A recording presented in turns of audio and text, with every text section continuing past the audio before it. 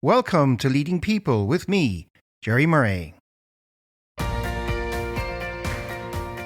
This is the podcast for leaders and HR decision makers who want to bring out the best in themselves and others. Every other week, I sit down with leading authors, researchers, and practitioners for deep dive conversations about the strategies, insights, and tools that drive personal and organizational success. And in between, I bring you one simple thing, short episodes that deliver practical insights and tips for immediate use. Whether you're here for useful tools or thought-provoking ideas, Leading People is your guide to better leadership. Why do some people give their best at work while others slowly disengage, even when they're capable and committed?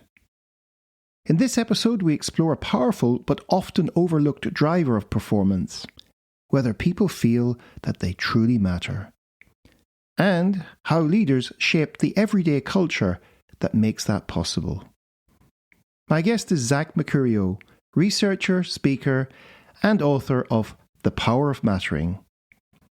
Zach's work shows that motivation, resilience, and performance don't start with incentives or systems. They start with people believing that they are seen, valued, and needed. In our conversation, we unpack what mattering really means, why it's foundational to performance, and what leaders can do in very practical ways to create a culture where people do their best work. Let's hear what Zach has to say. Zach Mercurio, welcome to Leading People. Hi, Jerry. It's good to be here. You're coming in from quite far away, actually, today, I think. Yeah, Fort Collins, Colorado. Yeah, nice place. The Rockies in the background. It's you guys have what a privilege. So I bought your book in May. I'm probably one of the first people to buy it because I'd only just come out. I think I'd ordered it, and I was so taken by this book. I read it in my spare time in about 2 days. Really, it was just a book I couldn't put down. But before we get to the book, how did you get to where you are today? Were there any people or places or events that stood out? Or were there any epiphany moments that led you to the work you're doing today? Well, the one constant has been that it's ordinary people doing ordinary things with extraordinary perspectives that I've met along the way. You know, I have 3 chapters of those. Chapter 1 was I was in a job that I hated. After university, I was selling radio advertising, but I hated the job, not because of the job, but it was because every time I'd go into the office, all people would talk about was what did they do the last weekend? What are they doing the next weekend? And then we'd go into sales meetings and talk about how much money we could get from people. And I would go out as a sales rep and talk to the people. And there was a disconnect there. I couldn't believe so many people were living for 2/7 of their lives, the days that began with the letter S. And so I started doing a little informal experiment where I would just see people, cab drivers, bus drivers, people working at a bookstore that seemed really joyful. And I would just talk to them. And one of the things I started uncovering is that when people found a lot of joy and energy in their work, they didn't talk to me about what they did. You know, they were telling stories to me about why they did it. They're talking about the people they served. And so I started thinking, I was like, there's got to be a way to change this to where more people can see why their job exists and can focus on that purpose. So I left that job. I went and got my master's degree in adult education and then in organizational learning, performance, and change. And in that chapter 2, my first study was with a group of janitors, university cleaners, on how people in a very difficult job come to experience meaningfulness in their work. And what we found again was it was small moments where someone else showed them how they were significant, remembered their names, looked them in the eye, told them that they were glad that they were here, showed them the difference that they made, said, you know, this place wouldn't be clean if it wasn't for you. And that research led to this final chapter that I'm in right now, is that over the last 5 years, more people have felt invisible, overlooked, ignored in work. Engagement is at a 10-year low again. more people feel uncared for than ever. And as we looked at our research and my experiences, we said, there's a name for that. And it's called not experiencing mattering, that we matter. And that led me to where I'm at today, writing the book, putting this research out, helping to reskill people to show the next person that they interact with how they're significant. Okay. So let's get to this fantastic book, The Power of Mattering, How Leaders Can Create a Culture of Significance. So there's tons to explore, and we won't have time to get through it all. So listeners, you're going to have to read the book. However, we're going to get a flavor of it now. So why does mattering matter, both at an individual and an organizational level? First off, the need to be important to another person is our most primal survival instinct. We wouldn't be here talking. This podcast wouldn't exist. No one would be listening if at some point we all hadn't mattered enough to another human being to keep us alive. Mm-hmm. So that drive to be important is a biological survival instinct. Mm-hmm. That's why when I talk to leaders who say this is kind of the soft stuff, I say it's about as soft as feeding someone who's hungry. It is the most primal instinct we have. Now, as we grow up, that biological instinct to matter turns into the fundamental psychological need to feel seen, heard, valued, and needed by those around us. Just like the need for sleep doesn't go away, the need to matter to other people doesn't go away. And when we experience that, when we do feel seen, when others hear us, when they pay attention to us, when they show us how we're valued, we experience what psychologists call mattering. And mattering is the experience of being significant to those around us that comes from feeling valued and knowing how we add value. And why it matters in work especially is that for so long in work, we have had this subconscious belief. Many of us maybe haven't said it. Organizations haven't said it, but we've had this subconscious belief that people should be valued once they add value. So once you add value, we'll give you a promotion, perks, awards, whatever. But psychologically, the opposite is true. People need to be valued to add value. Because when we feel seen and heard and valued, we develop two beliefs: self-esteem, I'm worthy; self-efficacy, I'm capable. That is the confidence needed to add value. And the more we add value, the more how we see how we are valued. And that's the upward spiral that we create. Just as mattering comes first as human beings, like our first primal instinct, it comes before pretty much everything we say we want. If you want someone to find their purpose, their contribution, they first have to believe they're worthy of contributing. If you want your team members to use their strengths and talents, they first have to believe they have them. If you want your people to share their voice, they first have to believe their voice is significant. If I were to summarize the research on work motivation from the last 50 years, I'd summarize it in one line. It is almost impossible for anything to matter to a human being who doesn't first believe that they matter. Mm-hmm. So this is not only an instinct, but it's an imperative for any organization that cares about any outcome that results from human energy. And it underpins a lot of that negative data we see around engagement and you name it, right? Because you've got quite an impressive array of statistics in the early part of your book to just help us understand the impact of not mattering is potentially having on not just the people, but the performance of the overall business that people are working in. On Leading People, the goal is to bring you cutting-edge thought leadership from many of the leading thinkers and practitioners in leadership today. Each guest shares their insights, wisdom, and practical advice so we can all get better at bringing out the best in ourselves and others. Please subscribe wherever you get your podcasts and share a link with friends, family, and colleagues. And stay informed by joining our Leading People LinkedIn community of HR leaders and talent professionals. Yeah, just imagine going into a room full of people, maybe your friends, and having no one notice anything about you, having no one ever have people talk over you. You raise an idea, someone brushes you off, someone doesn't remember your name that you thought you knew. I mean, think about what you do, the visceral reaction. So when people feel insignificant in everyday relationships, two things typically happen. They either withdraw. So we either leave the relationship, right, or we leave the room, or we never want to go back there. Quiet quitting, for example, in the States, this was a big trend, right? There was a TikTok influencer that said, hey, if you have a job that you don't like, just do the bare minimum just to get by. And it went viral, which is disturbing. But it's not the result of an entitled, lazy generation. Quiet quitting was the inevitable withdrawal response to people who feel insignificant. Or it can be much louder, acts of desperation, yelling to be heard. I've had people describe to me the feeling of not mattering at work, that it feels like I'm in a room, everybody's listening, but nobody really cares. Like I feel like I'm in a room yelling. And so acts of desperation, complaining, blaming, gossiping, a lot of toxic behaviors in cultures are actually the desperate cries for attention and significance that have been systematically rooted out of a culture that people are trying to get that significance from. So it has big consequences. You mentioned some data, engagement. Everybody talks about engagement. Engagement is at its lowest point that it's been in 10 years. This is despite all of the well-being programs, DEI programs, 42% on average across sector wage increases, the rise of perks.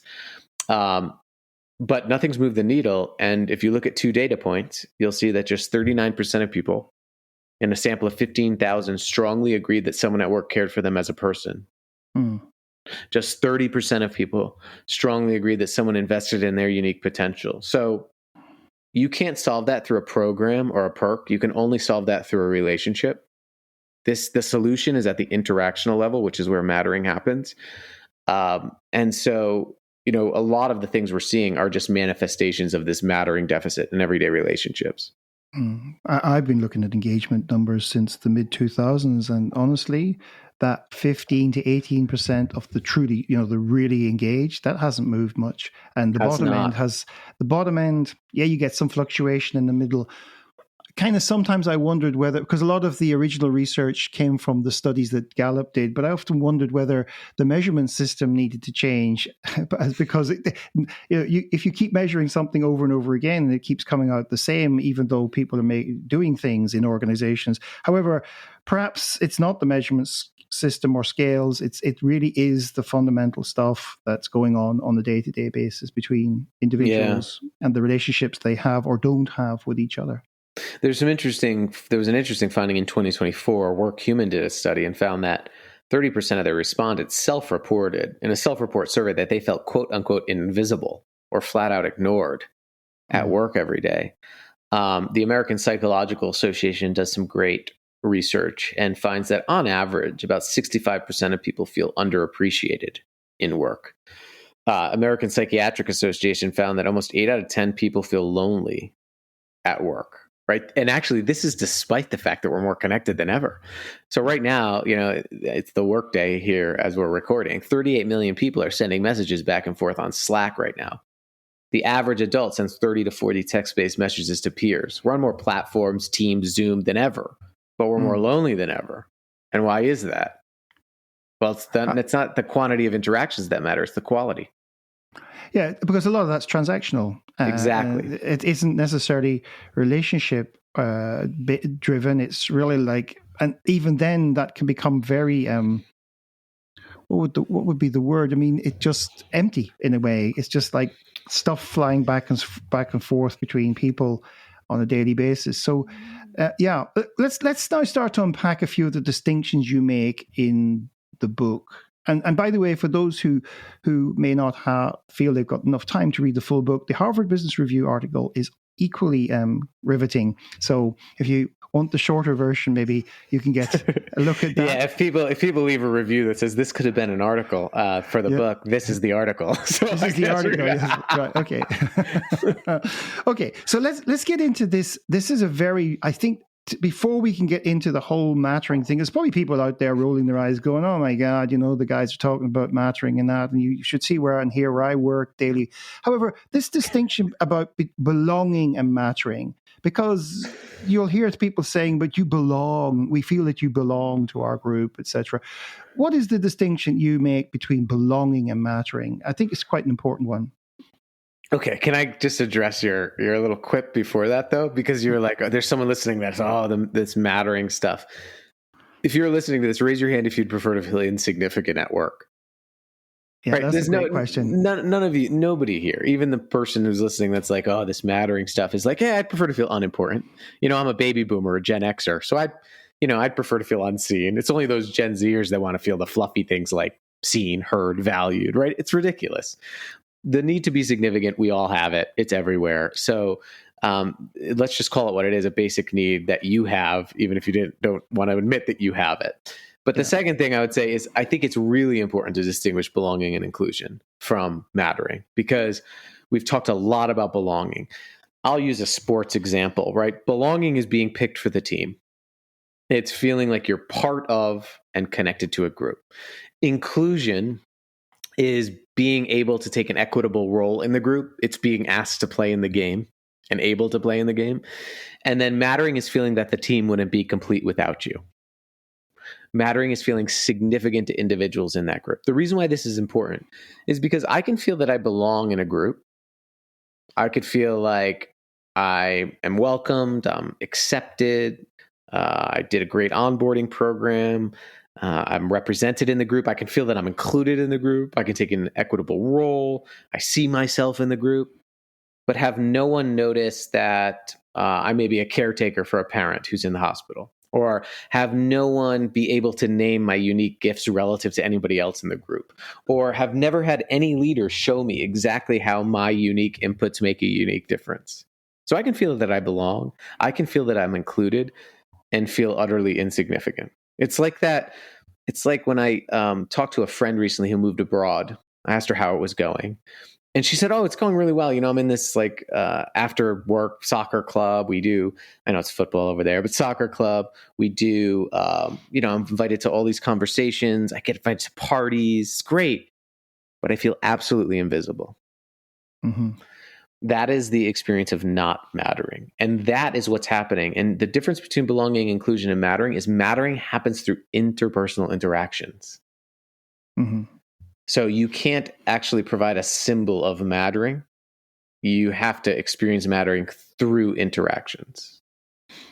Okay. So that would probably nicely segue into what can leaders do to create a culture of mattering. And some of the things I want to maybe go into one or two of the key points you made in the book, which is this notion of ensuring that people feel both seen and heard. And in terms of seeing, like, if there's people out there going, but I look at my people all the time, I look in the cameras. They're on the other side. I ask them to put their cameras on so I can see them. However, you have some nice distinctions here about being able to pay attention to somebody, and you also talk about the role that questions can play in paying attention. Would you like to explain a little bit what you mean by that? Yeah, when we ask people, when do you most feel that you matter to a leader? We've asked thousands of people that question.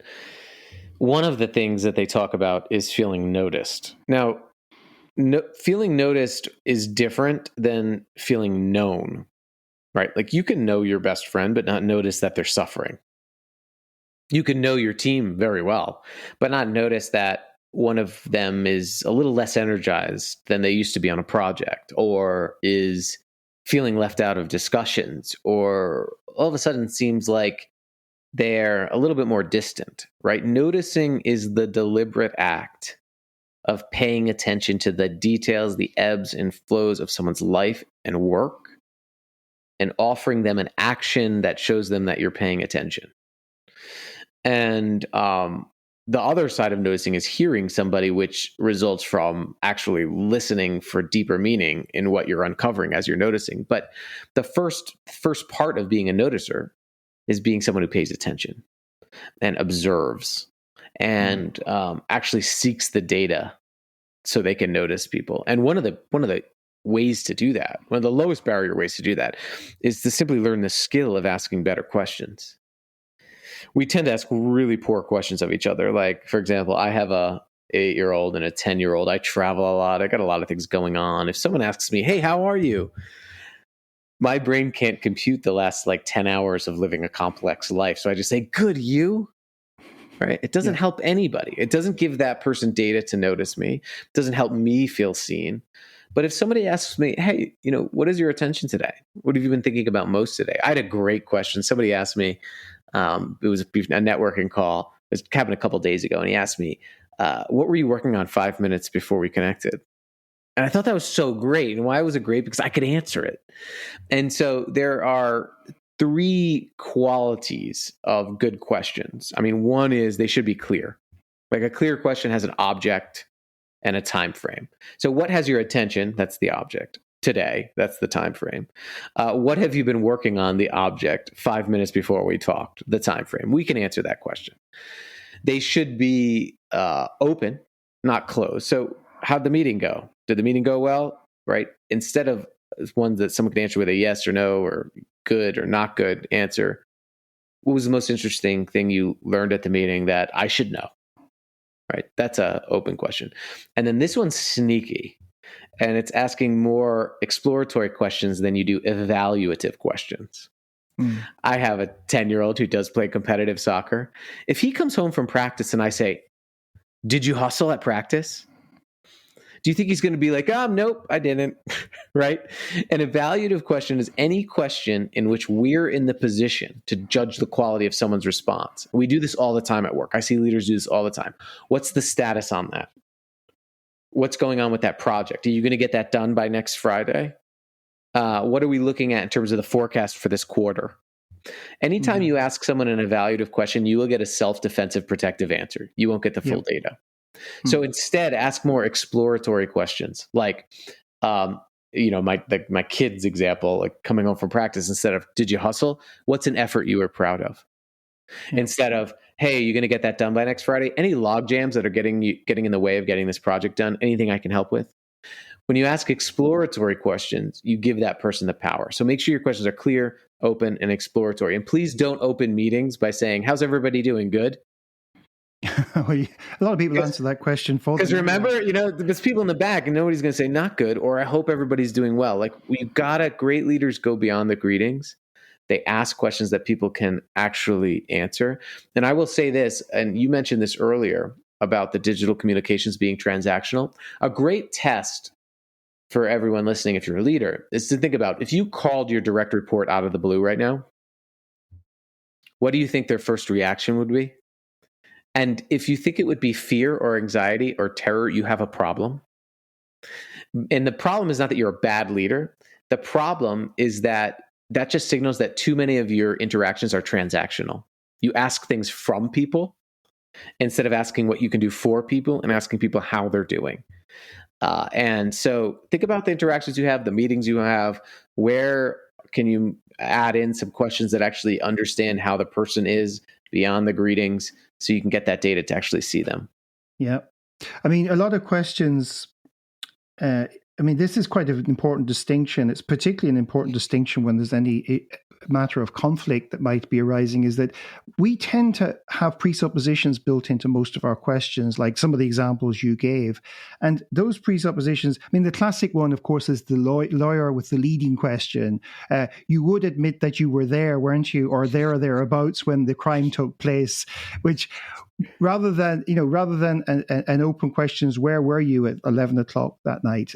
Which would give the person a chance to answer the question from their own perspective. So we have to pay a lot of attention to whether we are loading our questions with these evaluations, because you get it horribly wrong when somebody, as you say, goes, he's judging me now, or she's judging me in the way they ask that question. They're supposing that something is not right. Yeah. By the way, I wanted to just point out to you, being Irish, we also call it soccer because we have our own football as well. So just so you know, good. Irish So people have their own. Okay. It's a bit like your it's like Aussie rules football, or we do a lot of kicking and catching, and so I'm always sensitive to that because some the Europeans are a little bit. I know. When I say soccer, they're like football.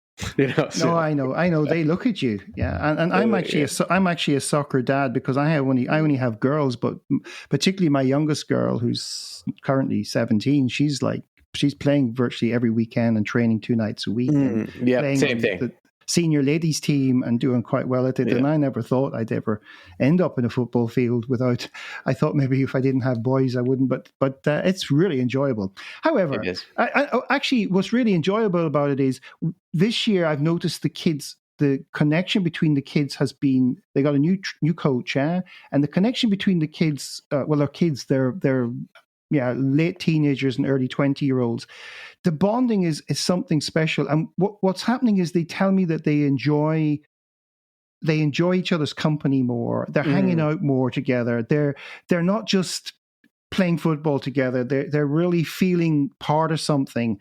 And they did a few things to make sure that the players who, as you say, the ones who got to join the team, joining the team is one thing, being included is another thing.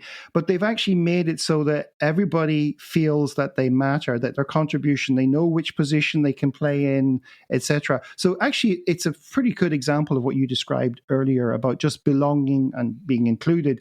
But this year, they always belonged because they were part of the club. They always were included if they were picked for the team. But this year, there's something happening, and I suspect it might be mattering that's going on. I must have a chat with the coach about it, find out.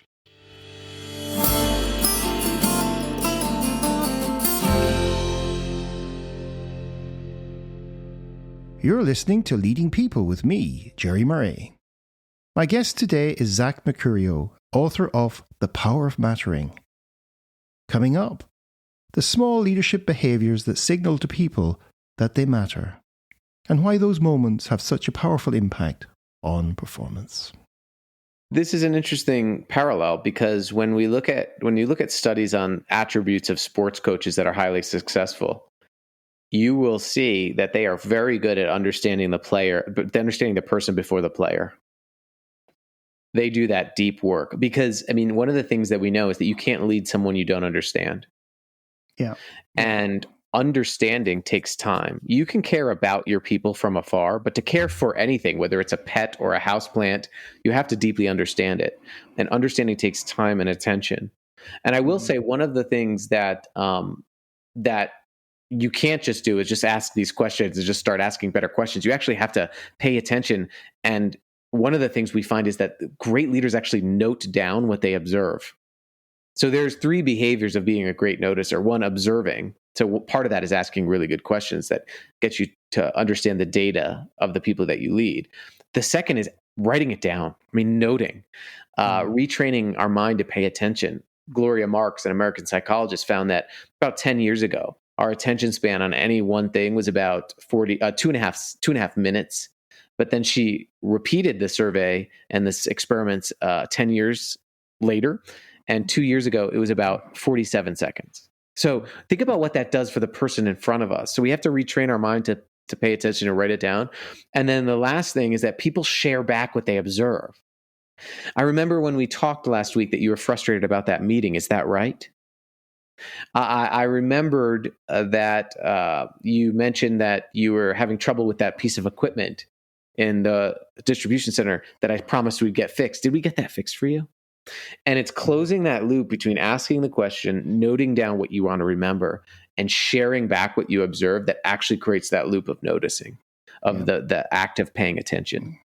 And from a purely neuroscience perspective, paying attention takes conscious effort and is, it really requires, okay, if you can get it to become a more unconscious practice. However, anybody listening out there who wants to improve their paying attention, it really means putting focused effort into doing it.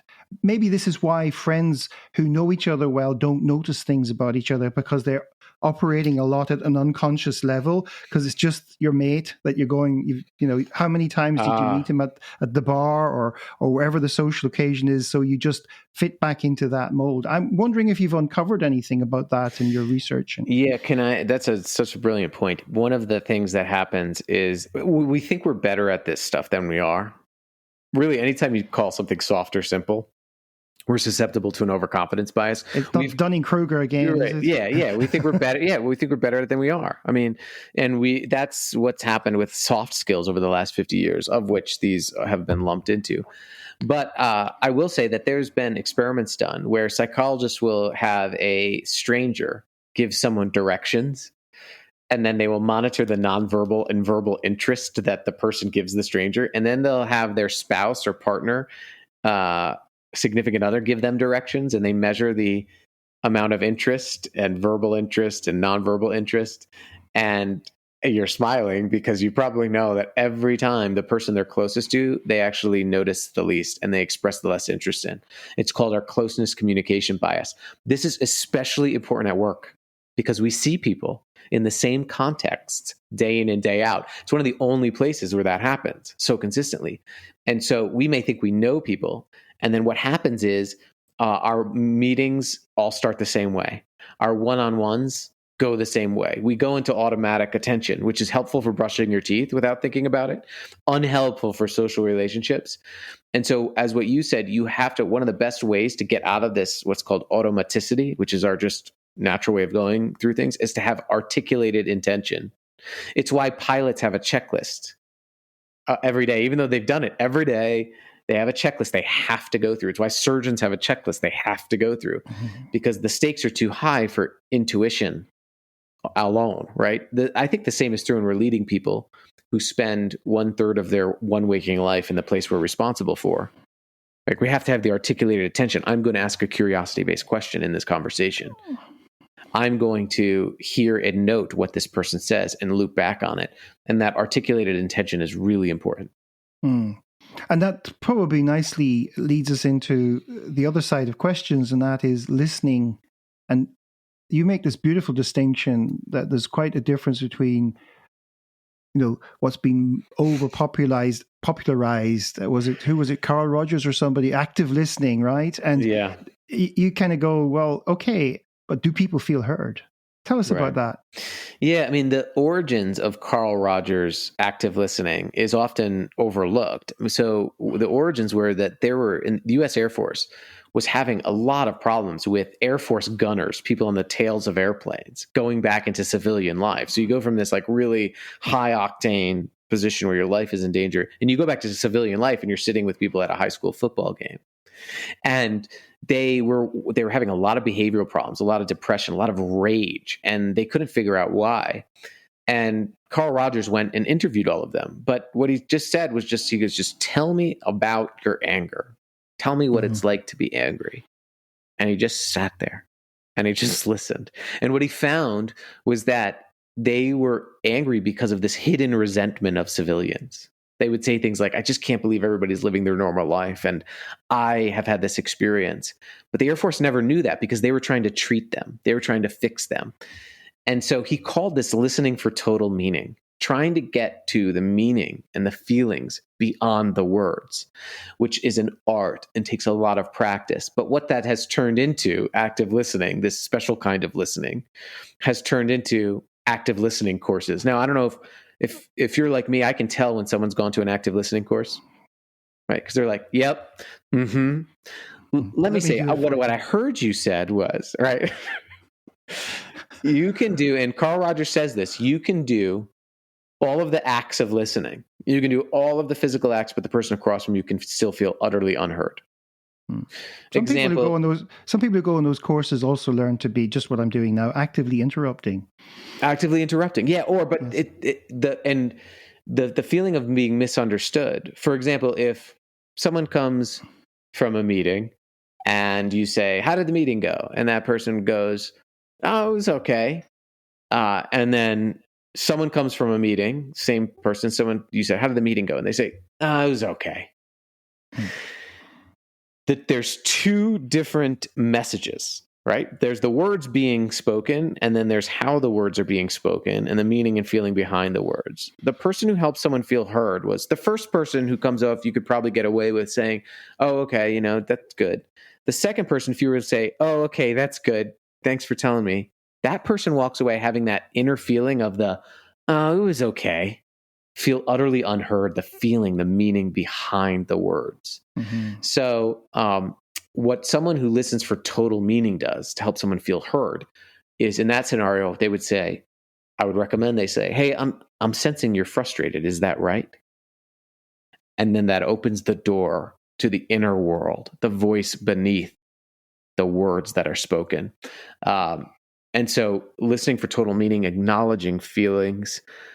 If someone, for example, I see this in virtual remote settings, someone will be on a call and it's very unnatural because in remote settings, we have literally a red button that says leave and it has someone walking out the door.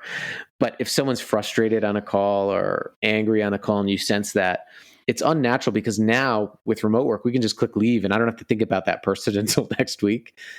But listening for total meaning is picking up the phone after and saying, hey, I noticed that you looked a little bit angry. Is that right? Can you tell me more about that?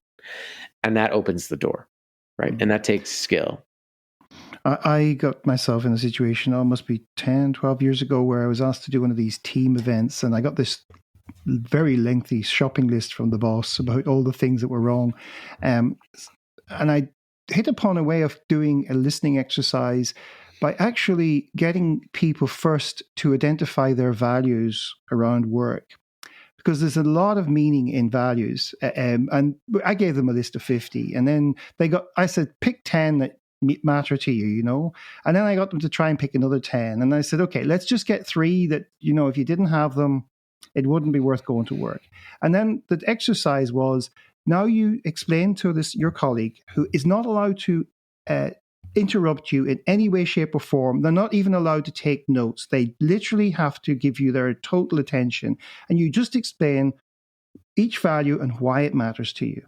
And the other person will now play it back to you as best they can. And the exercise is done when you say, you got it, right? And then you swap around. And I have had people in tears after that exercise, not tears of despair, but tears of joy, and said, I've never been listened to before in my life. I've never felt heard. There it is, right there, yeah. But they struggle not to interrupt each other, and some cultures they really fight with this. And I say, guys, I'm going to teach you the questions in the second round, but just sit there and listen. And people go away, the rapport between them, you can see these people who didn't know each other that well, this maybe a training where there's lots of different, all of a sudden you see this click, right? And they start talking to each other in a totally different way. It was kind of expedient. I was kind of put in a situation where I had to figure out how to do this. And I've been running the exercise now for the last 10, 12 years. And every time I run it, people come up to me and say that's made a huge difference. Just that one gesture. And right now, that space to be heard is shrinking, right? More and more and more in our daily interactions. I mean, you can go observe it. You can go any workplace, go to the airport, go to the coffee shop. You'll see that people's space to actually feel heard. Everything's more efficient. Everything's competing for our attention. We have more notifications than ever. And that specialness of feeling heard. And Morris Rosenberg, who is the founder of really this concept of mattering in the 1980s, said that being paid attention to is the most elementary form of mattering. Yeah. Like occupying someone's attention. I mean, I would say time and attention are the currency of care. You cannot have care without it. And so that feeling heard is so important to feeling that you matter. And having your inner voice. There's a sociologist named Nick Coldry, and he talks about voice as not the words that we say, but our inner perspectives, our inner experience, our inner life experiences invited out. Mm-hmm. Yeah. So if we're going back to the leaders again, so we've really done this we've covered quite well some of the essence of the noticing aspect of your book and your recommendations. What about this aspect of affirming people and really showing that they're appreciated or needed? And some of the words that jumped out at me in the book was this concept of being grateful, recognizing the uniqueness of individuals, using that when you're giving feedback, and how that itself impacts the performance that people are prepared to give when they are treated that way. They're made feel grateful. People are show their gratefulness. There's a sense of uniqueness in the feedback, and how that impacts their day-to-day work performance. Yeah, and this builds upon noticing people, because the better we notice people, the better we can actually affirm them. And affirmation is showing someone how their uniqueness makes a unique impact. It's very important for leaders to understand it's different than recognition or appreciation, right? Appreciation is showing general gratitude for who someone is, someone in their role. You can do that in an appreciation week or with a free meal. Recognition is showing gratitude for what someone does. You can do that through an award or a promotion or more pay. But affirmation is showing somebody how their specific gifts make a specific impact. It's validation, validating someone's proof of impact. And it happens through two areas, right? Naming people's unique gifts, showing them how their unique gifts make a unique difference. Naming people's unique gifts, for example, we have 4 gifts. Our interviewees say that they feel like they matter when people recognize these 4 things. One is their strengths, when people recognize what they love to do and what they're good at. But there's more than that. We often stop there as leaders. The second is their purpose. What's lost when they're gone? What impact do only they make on the team?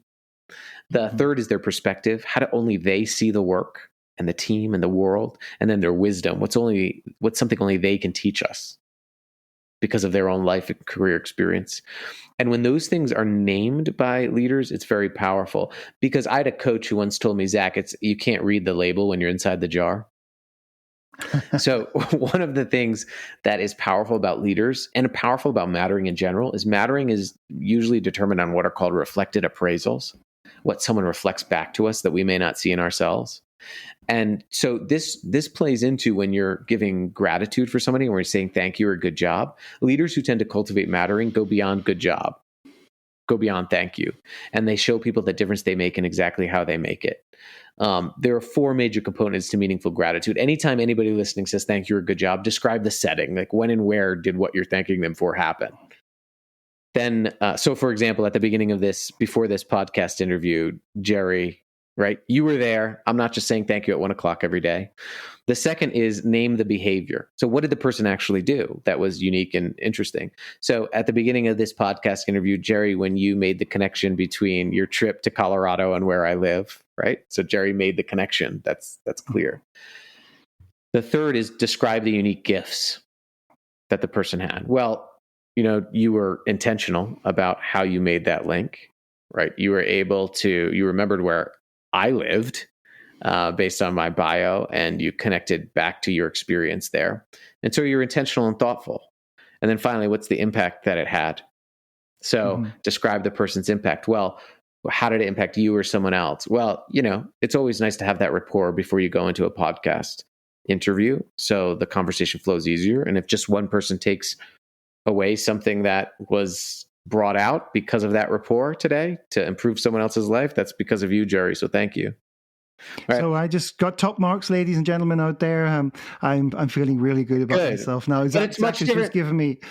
It's much different though than saying, thanks for the intro, right? Thanks for having me, right? And obviously I don't want people to sit down and say, all right, now I'm doing the SBGI model of feedback. Yeah. But these components should be part of gratitude because it's what makes gratitude meaningful. And I would say one of the things you can do is just close the gap between your intention and your actions. Think of someone you're grateful for right now and think about the last time you told them explicitly in that way. Oftentimes there's a gap. The John Templeton Foundation found 90% of people can name someone they're grateful for. Less than 20% said they told them explicitly in the last 7 days. Yeah. It was very interesting earlier. You mentioned the notion of wisdom. And one of the this kind of emerged from doing this podcast. One of the things I really appreciate is the amount of wisdom every guest brings. It's not just that they're regurgitating their book or whatever. There's a depth beyond just what they wrote about and what they studied. There's that sense that they've traveled some sort of there's a life being lived around this, and there's stuff they take out from their day-to-day. And based on that, you tell us about this notion of stories of significance. And can you give some examples of stories of significance that you've come across in your work? Yeah, a story of significance is the indisputable proof that someone matters, that they can't argue with. It's it's giving someone the evidence of their significance. So showing some of the impact they make, their unique gifts, but then showing them the impact that they have on others is what it means to tell stories of significance. I'll give a perfect example. And one of my favorites, I got to work with the National Park Service here in the States. There's some parks I know you've visited in the West that are in some pretty inhospitable locations. Well, all of these sprawling parks have these large maintenance teams that have to work very low pay, very difficult infrastructure, really tough to recruit these positions, really high turnover. And there was a maintenance supervisor that was brought over to manage these parks in the West, all their maintenance teams. And about a year after he took over, recruitment was easier. Applications went up, engagement went up, and morale seemed to go up. Engagement scores went up. And so I got to go and talk to this manager. I was like, what do you do? And he said, I have a really simple practice. I go around the parks. I visit different parks all throughout the week in Utah, and I go around and I take pictures. If there was a bridge that was repaired, I would take a picture of visitors walking over the bridge. If there was a bathroom that was open now, and there was a shorter line for the other bathroom, I take a picture. If there was a family walking on a new trail, I take a picture. And then every Friday, I just send an email, and the subject line is, look what you did. And I just attach a group of about 20 pictures to the email, and I send it to the whole maintenance staff. And he said, they can't argue whether they matter. I give them photographic proof. And I loved that line. That's what affirmation is. That look what you did. How are you collecting and telling back stories of people's significance? It can come down to not just on the end user, but asking peers to share how their peers make an impact on them. Mm-hmm. It's you, instead of gathering customer satisfaction surveys or client satisfaction surveys. I mean, no one's been emotionally moved by a net promoter score, right? But instead asking them, how did so-and-so impact your life today? What kind of difference did this make in your life or in your routine, depending on what it is, and collecting and sharing those stories back. I have a leader who has a story bank on her phone. So she's in retail. She has a team that if she sees a customer walk out after an interaction with one of her associates, she actually writes down just really quickly on a notes what she saw. Then she makes sure to feed that back. Hey, yesterday I noticed that. And it goes a long way because, when people feel like they matter, they act like they matter. Yeah. When people tell us the story about the plumbers. That was a great story. Because so I put this into practice. Yeah. Yeah, because this was one about the guys had just come off shift, hadn't they? And they were thrown into a workshop with you. And how you dealt with so this guy, big plumbing company. Big commercial plumbing company. They're well known. And the supervisor asked me to come do a session around mattering and purpose at work. What I didn't know is after pretty much a 14-hour shift, about 50 plumbers, journeyman plumbers, it was in their warehouse, this cold metal chairs, they're sitting there. They turned their chairs to face each other. So I was in the front, they were facing away from me, eating their catered sandwiches. And that's what this room was like. And what I did was I had done some research on this. I knew this was going to happen, and I had did some research on this company, and I realized that they did the plumbing infrastructure for this plaza that is brand new, and it happened at the time to house my child's favorite donut shop. It was this brand new donut shop. We'd go every Saturday because when his younger sibling was born, he loved that just time going there. And so I had a picture of him stuffing his face with the donut. So this group, they did not want to be there. So I just put this picture on the screen of him stuffing his face with this donut. And I just said, hey, curious, what do you see here? And, one person joked, oh, well, your kid loves donuts. And I was like, yeah, okay, great. But what else do you see here? And then someone said, oh, that's the Exchange, which is the name of the plaza. That's the Exchange. We worked on that project. Instantly, everybody's attention changed. Oh, yeah, that's the Exchange. That's so-and-so. And I said, yeah, do you see this absolute joy of this kid eating this donut? He had his eyes closed as he was eating it. I was like, you created that because you worked on the infrastructure for that storefront, right? And they all said, yeah. And we had an amazing conversation. And after the session, a journeyman plumber came up to me. And he had been there for 30 years. He said, I've been doing this for 30 years, and I've never thought about my job that way. I said, what do you mean that way? He goes, the people that used all these buildings, I've never thought about them. I've never thought that I had any sort of impact on them. And that's sad. Hmm. That's the only reason why his job existed. That's the only reason why you would have a plumber, is because human beings use the infrastructure in which you do the plumbing for. But he had never had anybody who showed him the downstream impact of his work in his 30 years. And I would argue that most people in most jobs, very few and far between, have had anybody say, look what you did. Yeah. Now that brings us very nicely into, without recounting the famous NASA stories about putting the janitor saying he was helping put a man on the moon and all that, there's something in that you extracted from looking at the way NASA went about things, particularly that whole idea of putting somebody on the moon in the 60s. And you talked about the impact and value of laddering in terms of how do so leaders might be going out there, but I have pockets in my organization. There's people who actually do great job getting people to matter, but we still don't have a culture of mattering. And one of the things it struck me was that this is not this is quite a useful thing to reference point, this laddering idea. Could you maybe explain that for my listeners? First of all, one of the most important parts of mattering is feeling needed. Like, if we don't feel relied on, if our presence and absence doesn't matter, we won't show up. When people feel replaceable, they will psychologically act replaceable. When people feel irreplaceable, they act irreplaceable. One of the things that NASA did is NASA had a major challenge. They had 300,000 contract workers. Many people don't know that were working on very small parts of this major mission. And I'll add this, nobody knew whether the mission was possible or not. So talk about perceived futility of work. Like, what are we doing? Is this just a governmental symbolic exercise? Right? You have engineers, janitors, as you mentioned, seamstresses sewing the lunar lander parachutes, astronauts, physicists, chemists. How do you get them all to see how they're needed to something 10 years down the line, in which chances are high that they wouldn't even be contracted for when this was accomplished or not? And Andrew Carton at the Wharton School did this brilliant archival study. He looked at meeting minutes. He looked at NASA facilities. He looked at photos of blackboards and whiteboards at NASA. And he found something really remarkable. Every work unit had what was called a ladder to the moon. And at the top was to put a person on the moon by the end of the decade, the ultimate purpose. But at the bottom was the tasks that they were working on that month. And the next rung up was a tangible, measurable objective that task was needed for. The next rung up was a tangible, measurable objective that objective was needed for, all the way to how that was needed to put a person on the moon by the end of the decade to advance science. And so they weren't just told that they were needed. They could visibly see measurably exactly how they were needed. And this is a concept called laddering.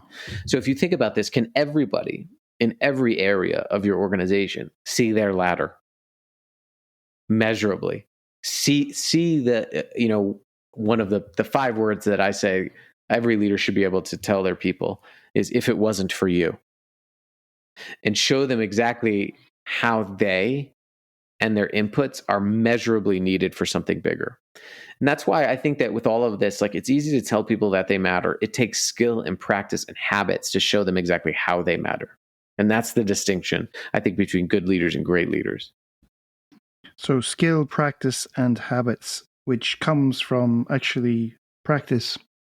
We have the saying in neuroscience, not practice makes perfect, but practice makes permanent. So obviously, as long as you practice, let's say, the right way of doing things, whatever right means, but you're likely to create those habits by literally paying attention to it and developing the skills and practicing them. Right? Yeah. And it's interaction by interaction. So, like, culture, for example, I see so many failed culture initiatives, values on the wall, mission statements, big culture retreats, strategic plans, all of that. Culture is an accumulation of interactions. So your next interaction is an act of culture building. Yeah. Even if it's someone what you do when an employee is underperforming and has to tell you that interaction, how you show up in that interaction, is your culture. Yeah. Now you also, we won't really go into a lot of depth on this, but you also talk in the book about how an organization can scale mattering. Yeah. Would you like to share a couple of key pointers to any leader out there who's going, actually, this is exciting stuff, and I can see how little pockets of my organization are doing this. How am I going to get this scaled in? Because there's been many different concepts and ideas where people have tried them out, but they end up in the organization, the homeostasis of, or whatever it's called, of an organization always pulls it back to, actually, this is how we do things here, and your little pocket of experimenting in the corner. Yeah. Sadly, it's the elastic band effect. It pulls it back. What have you seen, or what have you experienced in your work that can provide some hope or insights for leaders who say, I'd like to be able to scale this stuff? You have to treat leadership as a separate occupation that requires a separate set of occupational skills. So, and this is what's missing in many organizations. You would never not equip, evaluate, constantly evaluate, making sure that person is certified an accountant, for example, in your organization. You'd make sure they have the skills, you'd make sure they have the controls that are needed to continue doing their work well, that there was quality there. But yet we let the people who go out and lead the people just do it with a couple modules on excellence and supervision on an LMS all the time. You have to treat leadership as a separate occupation with a separate set of skills, a separate set of standards, and a separate set of evaluation. And so one of the first things is to make sure that your people are developing the skills that we talked about, to make sure people feel seen, heard, valued, and needed to the organization, that they're measured on them, they're evaluated on them, and they're promoted only if they're observed doing them while performing well. So stop promoting people who treat people poorly but perform well. Only promote people that treat people well while performing well and exhibit these skills. That's going to go a long way right there. The second thing, though, is you have to measure these things. So making sure that leaders are doing at least quarterly self-assessments on the frequency of behaviors to see, hear, and value people, and assessing each team, having their team assess the behaviors their leader does on a quarterly basis, and getting them together to talk about it. And then making sure it's clear. So making sure it's clear to employees, here's what you should expect from your leader. You should expect to feel noticed, affirmed, and needed. And if it's not happening, here's what to do. Leaders, here's the behaviors that are expected of you in a leadership role here. And then I would say the final piece is make sure that your environment makes it possible to do the things you want people to do.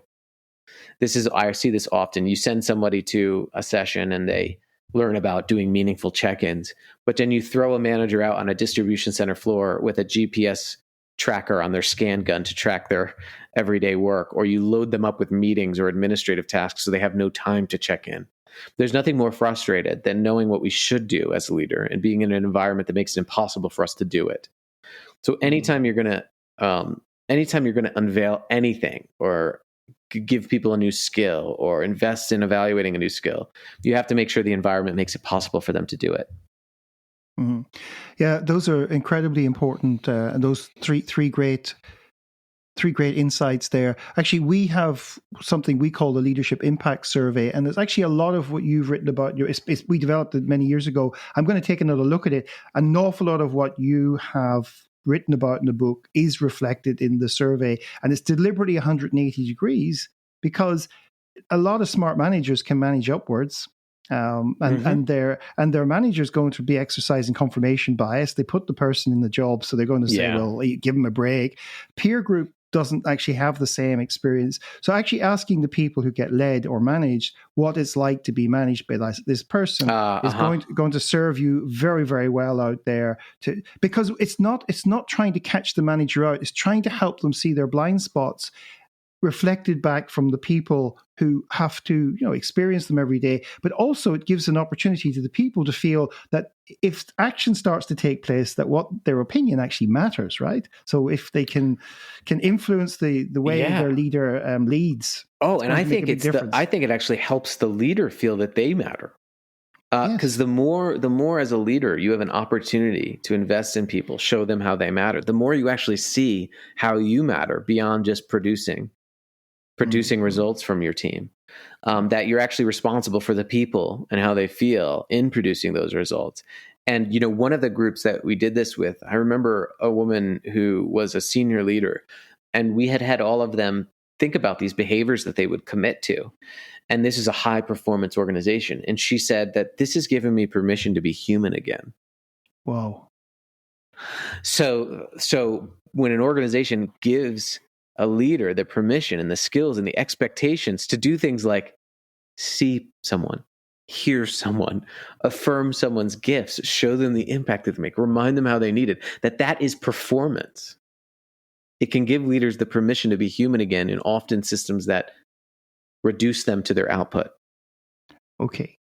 So, Zach, coming to the end, I'd like to finish on the story of Tanya at the airport. And perhaps out of this story, you could leave my listeners with 2 or 3 key takeaways, just based on that one example.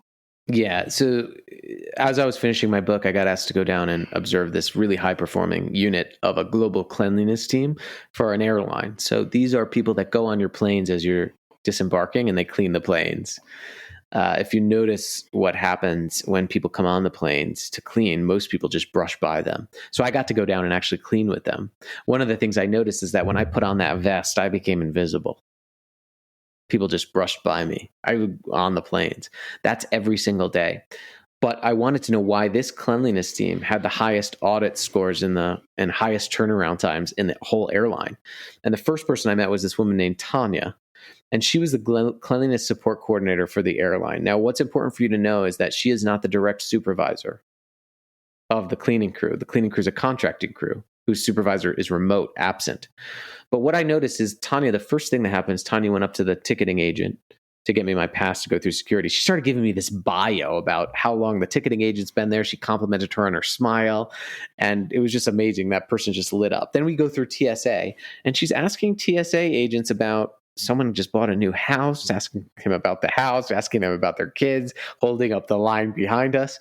We go down to the concourse area. She passes by one of the wheelchair attendants, says, "Hey, I just want to let you know, thank you for being here. I saw what you did with so-and-so yesterday and that difficult customer, and it was amazing." Then she goes down to the tarmac level. Now, these are people coming in and out of the airplanes. It's high turnover.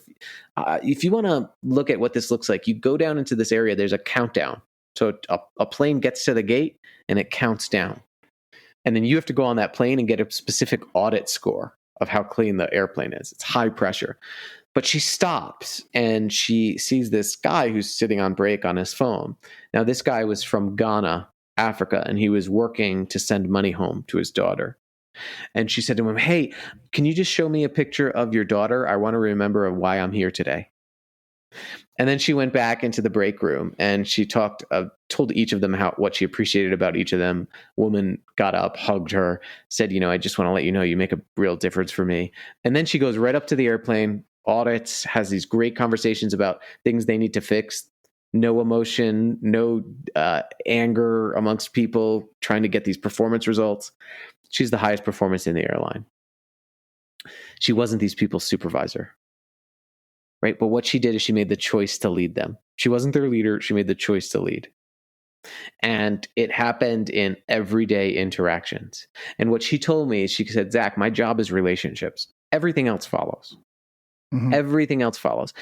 Yeah. I can tell somebody that their audit score wasn't high and have someone give me a hug after because they're happy to see me. Yeah. That is the relational groundwork that's needed to build the trust that's needed for high performance. And I asked her, I said, "How did you develop this?" And she said, "My leader does it for me." Right. And this is how mattering begets mattering. So one thing I would say to leave you with is your next great leadership act is really your next interaction. Yep. It's not your product launch, not your quarterly results, not your big project that you're proud of. It is how you show up with the next person you interact with. The second is it's a choice. You don't need your organization's permission to show up and care for the next person you interact with. It's a choice. It's your choice. It's your responsibility. And each interaction is an act of culture building. And ask yourself, what's the culture I'm building in my next interaction? Mm-hmm. So I'm going to put links in the show notes, both to your book and to your website. And how can people get in touch with you? And do you have anything special to offer them? Yeah, go to zachmercurio.com. You can connect with me on LinkedIn. And if you connect with me on LinkedIn and you can mention that you listen to us here, then I have a companion workbook. It's like a 30-page workbook that includes a self-assessment, includes some reflection questions around each of the practices that we covered, and includes also a nice overview of what mattering is and why it matters too. And I'm happy to send that your way. Great. So Zach Mercurio, thanks for sharing your insights, tips, and wisdom with me and my listeners here today. Thanks, Jerry. Coming up on Leading People. The starting point really is about being explicit about what the organisation is really for beyond profit and who it's accountable to. And once that's clearer and there's that shared understanding, leaders can then ask, well, what behaviours does this require from us? And are we actually enabling those behaviours, or are we getting in the way? Are we making it easy for people to behave in the way that really we know we want them to? And are we giving them a reason to want to show up and give of their best every day? That was Ali Gibbons, author of The Power of Ownership Culture, talking about why performance ultimately comes back to purpose, behaviour, and helping people feel that what they do really makes a difference. In our next episode, we'll be exploring how employee ownership, culture, and leadership responsibility come together, and what it really takes to build organizations where people don't just turn up, but truly engage. And remember, before our next full episode, there's another One Simple Thing episode waiting for you. A quick and actionable tip to help you lead and live better. Keep an eye out for it wherever you listen to this podcast. Until next time.